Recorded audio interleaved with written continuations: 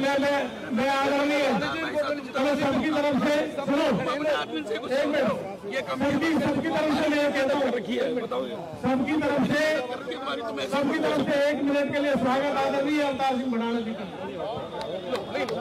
आप सबकी तरफ से आप एक शब्द स्वागत कर। क्या जरूरत है? आज हम अपने नेता और हरियाणा का भव्य सामने वेलकम के लिए किया था यहाँ। आज मैं बहुत बड़ी समस्या था, 40 बरस आपके 15,000 ऊपर पहुँचा दिया। आप मुझे जन जानते हैं, वो जरूर फरीदाबाद के हर दल को जानता हूँ। मैं दीपेंद्र जी को कहना चाहता हूँ कि दीपेंद्र जी, कांग्रेस के पंडित जी ने, इंदिरा जी ने, राजीव जी ने यहाँ मुझे रात को 1:30 बजे 1.5 लाख लोगों ने संबोधित किया था, राजीव गांधी जी ने। आज कहना चाहता हूँ कि हुड्डा जी ने जो कुछ दिया इस फरीदाबाद को आज तक कोई नहीं दे पाया। मेट्रो लेकर में आया, दीपेंद्र जी ने मदद करी। तू भूल गई क्या? बल्लभगढ़ से रुकी थी YMC पे, हम बल्लभगढ़ लेके गए थे, दीपेंद्र जी मेरे साथ खड़े थे। हमने क्या नहीं इस फरीदाबाद के लिए क्या, लेकिन फरीदाबाद के लोगों ने, चलो सोच लो, आज हरियाणा राजीव गांधी जी ने पूरे देश के लिए एक आंदोलन किया है। हरियाणा में दीपेंद्र जी हुड्डा यहाँ ऐसी सरकार बनाएंगे जहाँ दलित पिछड़ों का, गरीबों का उत्थान होगा।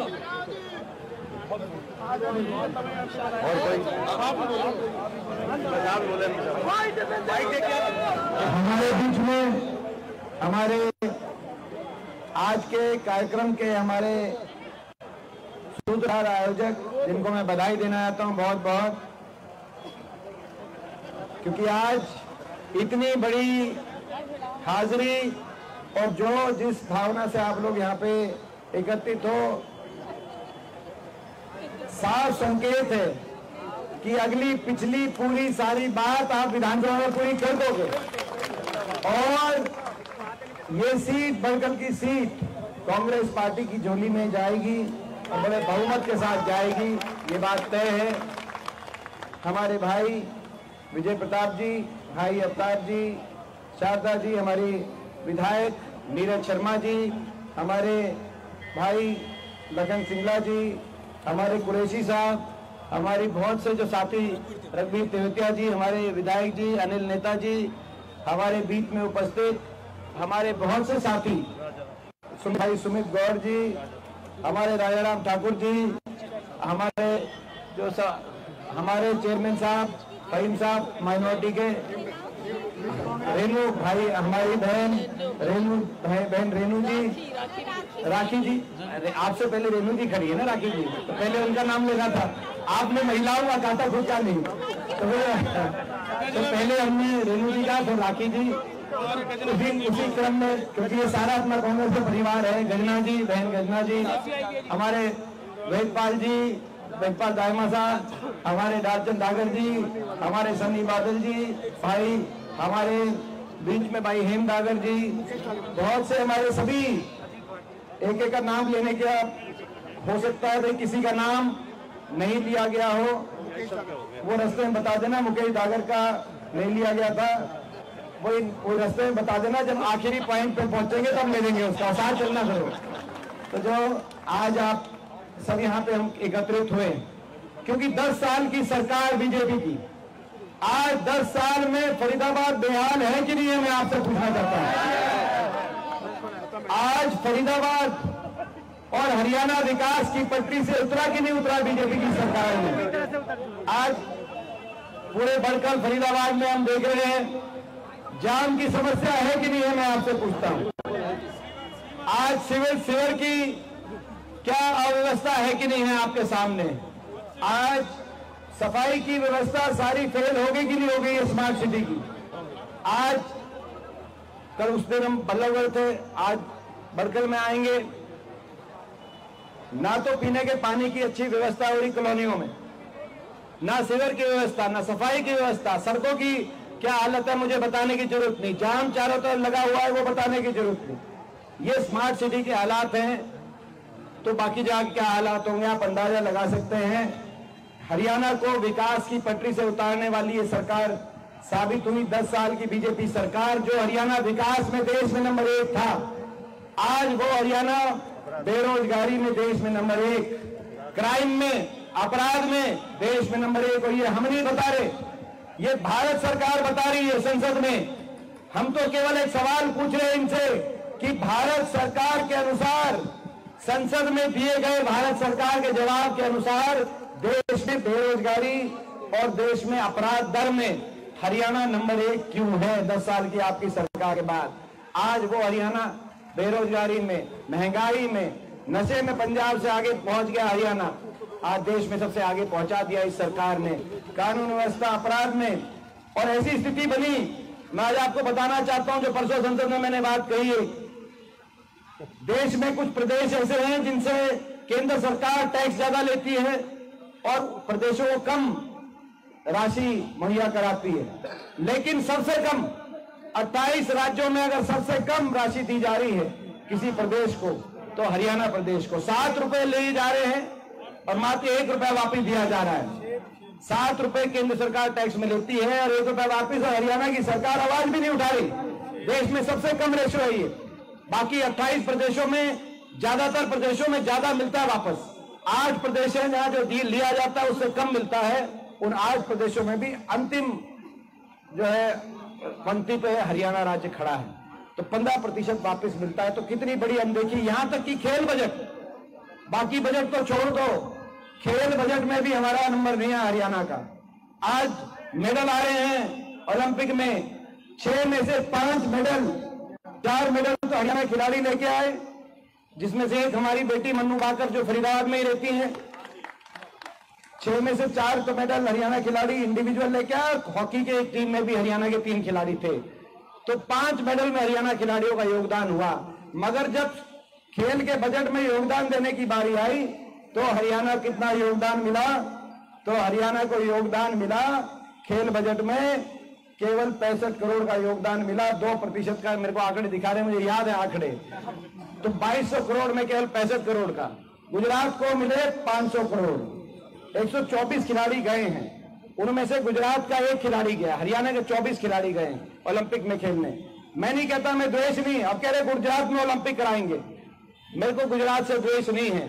लेकिन जितना हक हरियाणा का मिलना चाहिए विकास में, खेल के बजट में, कम से कम हमें भी जो है न्याय संगत हक मिलना चाहिए कि नहीं मिलना चाहिए, मैं आपसे पूछता हूं।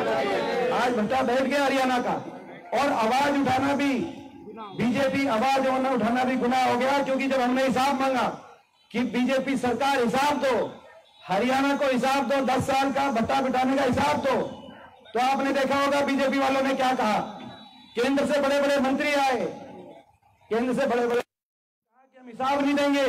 ये कौन होते हैं हिसाब मांगने वाले? 10 साल आपकी सरकार रही ऊपर नीचे, जनता हिसाब मांग रही है तो हिसाब तो देना पड़ेगा। बोले कौन होते हैं हिसाब मांगने वाले? कांग्रेस से हम हिसाब लेंगे, हम हिसाब नहीं देंगे। मैं बीजेपी वाले को बताना चाहता हूं, जिनके दिल्ली से मंत्री आके बड़े बड़े मंत्री कह रहे हैं कि हम हिसाब नहीं देंगे, ये हरियाणा है प्रधान, हरियाणा है ना। हरियाणा वाले सीधे होते हैं, हम सच्चे होते हैं, हम ठगे जाते हैं, ईमानदार होते हैं। लेकिन जब ठगे जाते हैं तो जो ठग के जाता है उससे हिसाब लेना भी हम जानते हैं। जानते हैं कि नहीं जानते? तो भाई ये हिसाब लेंगे। ये लड़ाई हरियाणा के को विकास के रास्ते पे लाने की लड़ाई है। ये लड़ाई हरियाणा के भविष्य को बचाने की लड़ाई है। ये लड़ाई बाबा साहब के संविधान को बचाने की लड़ाई है। ये लड़ाई जो आम जनता, जिसको portal, property ID, family ID उलझा दिया कि नहीं उलझा दिया? इन पोर्टलों में आम जनता को उलझा दिया कि नहीं उलझा दिया? क्या करना चाहिए इन आईडी का, पोर्टल का? तो ये लड़ाई, ये जो आम जनता को पोर्टल्स में, आईडीज में उलझा दिया और नौजवान को सीईटी में और कच्ची भर्तियों में उलझा दिया, इस सरकार, ये लड़ाई सरकार की इस उलझन को, इन उलझनों को हटाने की लड़ाई है। तो इस लड़ाई में हम आगे बढ़ेंगे। और ये लड़ाई, अब ये घोषणाएं कर रहे हैं, घोषणाएं कर रहे हैं। मैं देख रहा हूं नायब सिंह जी ने घोषणा करी, मुख्यमंत्री जी ने पिछले 4-5 दिन से ज्यादा घोषणाएं कर रहे हैं। 30 दिन की सरकार रह गई है, कुल 30 दिन की। पंडित जी बताएंगे विधायक कितने घंटे की रहेगी? अब तो ये 250 घंटे की सरकार, 250 घंटे की सरकार रहेगी, क्योंकि एक दिन में 8 घंटे, 30 दिन की सरकार रहेगी। 10 साल तुमने कुछ काम किया हो, उन कामों को बताओ और लोगों के बीच में जाओ। अगर काम किए होते तो आखिरी 30 दिन में इतनी घोषणाएं नहीं करनी पड़ती। और कांग्रेस की चुरा चुरा के घोषणा कर रहे हैं, कह रहे हैं बीजेपी की सरकार आएगी तो 500 रुपए में गैस सिलेंडर दिलवाएंगे। अरे जो आप कह रहे हो 500 रुपए में दिलवाओगे, मैं उनको कहना चाहता हूं 10 साल का हिसाब दो। 10 साल तक 1100-1200 रुपए में सिलेंडर जो हर घर का के बजट पे, यानी कि आज आपने माना जो हम लड़ाई लड़ रहे थे कि आप सस्ते में सिलेंडर दिलवा सकते थे, लेकिन आपने हर आदमी के घर का बजट बिगाड़ दिया 10 साल तक। और 10 साल के बाद अब कांग्रेस ने जब उठा साहब ने कहा कि हम देंगे 1 महीने के बाद, तो आप कह रहे हो हम भी देंगे। अरे आपको देना ही था तो 10 साल थे, पहले साल क्यों नहीं दिया, दूसरे साल क्यों नहीं दिया, तीसरे साल क्यों नहीं दिया? 10 साल तक जनता जाए भाड़ में और आखिरी में 1 महीने में आप घोषणा कर दो। ये जितनी घोषणाएं कर रहे हैं, ये उतना कबूलनामा मानना इनका कि इन्होंने काम ढंग के नहीं किए। 10 साल काम बताने को नहीं है तो घोषणाएं कर रहे हैं। अब ये लड़ाई हरियाणा के हर वर्ग को राहत दिलाने की लड़ाई है। 2 महीने के बाद हरियाणा के बड़े बुजुर्ग को देश में सबसे ज्यादा, दिल्ली से भी ज्यादा 6000 बुढ़ापा पेंशन दिलवाने की लड़ाई है। हरियाणा के हर परिवार को महंगाई की कमर तोड़ने की और हरियाणा के हर बिजली उपभोक्ता को 300 यूनिट बिजली में राहत दिलवाने की लड़ाई है। तो ये लड़ाई है हरियाणा को विकास में आगे लेके जाने की और फरीदाबाद को विकास की उस बुलंदी पे पहुंचाने की जो आप और हम जब सपना देखते हैं कि देश में फरीदाबाद का नाम हो, तो उस तरफ हम कदम बढ़ाएंगे। अब जो चलने का कार्यक्रम है, हमारे भाई विजय, जिनको मैं ये कहना चाहता हूं कि जो पिछला चुनाव भी लड़ा आपने, विधानसभा चुनाव, पूरे हरियाणा की नजर आपकी सीट पे थी। बहुत ईमानदारी से आपने जो चुनाव लड़ा, 75 पार का बीजेपी का नारा था, 75 पार का नारा था। चारों तरफ कह रहे थे कि कोई मुकाबला नहीं, बीजेपी की सरकार बनेगी। तो जब आपने चुनाव लड़ा था तो बहुत अच्छा चुनाव लड़ा था, बराबर की टक्कर थी। इस बार तो मैं समझता हूं कि पूरे हरियाणा को पता है क्या नतीजा आएगा, लेकिन एक बात की तरफ हमारी ध्यान होगी पूरे हरियाणा की, कि बड़कल सीट का जब नतीजा आए, रिजल्ट आए, तो बहुत बड़े मार्जिन से कांग्रेस की झोली में जाए, ये हमारी नजर है। बड़े बहुमत के साथ यहां कांग्रेस पार्टी जब जीतेगी, तब मैं समझता हूं कि सारा जो है संदेश पूरे प्रदेश के अंदर जैसा आप देखने चाहते हो, जैसा हम देखना आते हैं। तो भाई एक बात बताओ, पहले तो ये बताओ, पहली सीट बड़कल की कांग्रेस की झोली में आएगी कि नहीं आएगी?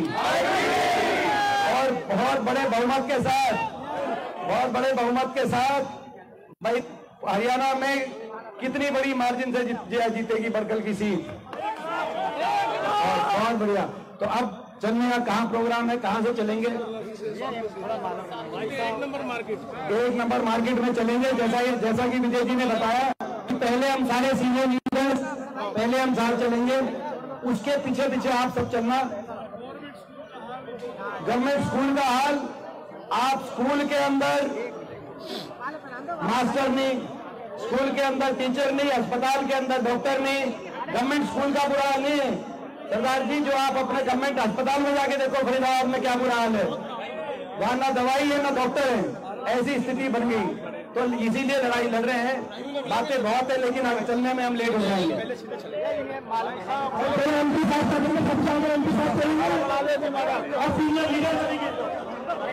एक बार वो मीडिया की बहन, 1 नंबर और 2 नंबर की हमारी यात्रा है, सभी से आगे एमपी साहब के पीछे पीछे चले सभी। ये जो गाड़ी है मीडिया वाली गाड़ी, जिसमें मीडिया के बहुत से साथी होंगे, उसके पीछे हम होंगे और आप लोग उसके पीछे रहना। जो पीछे हमारे चलेंगे वो मीडिया में सारे आएंगे, और जो आगे चले जाएंगे मीडिया वाले काट देंगे। तो हम जो है आपको कितना फायदा होगा ना, आपका आखिरी समय दिखाई देगा।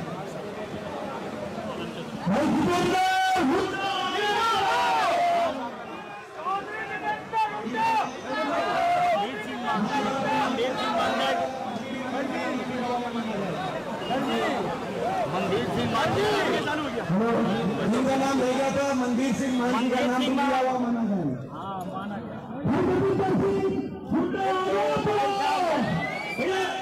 चलेंगे विजय भाई लखन सिंह जी